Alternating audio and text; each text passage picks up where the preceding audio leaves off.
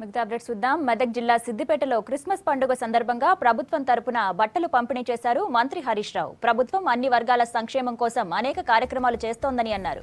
రాజ్యాంగ స్ఫూర్తిని అమలు చేస్తున్న రాష్ట్రం తెలంగాణ అన్నారు. రాష్ట్రంలో క్రిస్మస్ పండుగను అధికారికంగా నిర్వహించుకోవడం సంతోషంగా ఉందన్నారు హరీష్ రావు.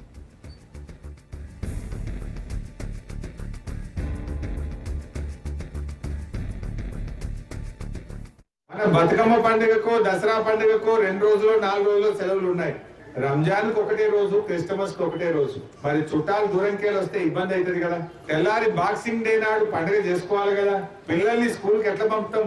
అది దృష్టిలో పెట్టుకుని ఇలా మన ముఖ్యమంత్రి గారు రంజాన్ కు 2 రోజులు సెలవు దినాలు ఇచ్చారు, క్రిస్టమస్ కు 2 రోజులు సెలవు ప్రకటించారు. క్రిస్టమస్ పండుగ కూడా రాష్ట్ర పండుగగా అధికారికంగా జరపాలని నిర్ణయం తీసుకున్న మొదటి రాష్ట్రం ఈ దేశంలో తెలంగాణ రాష్ట్రం. భారతదేశంలో 29 రాష్ట్రాలు ఉన్నాయి. ఏ రాష్ట్రం కూడా క్రిస్టమస్ పండుగను అధికారికంగా జరపడం లేదు. తెలంగాణ ప్రభుత్వమే ఈ రోజు ఈ దేశంలో మొట్టమొదటిసారిగా స్ఫూర్తిదాయకంగా అధికారికంగా జరపాలి క్రిస్టమస్ నిర్ణయం తీసుకున్నారు.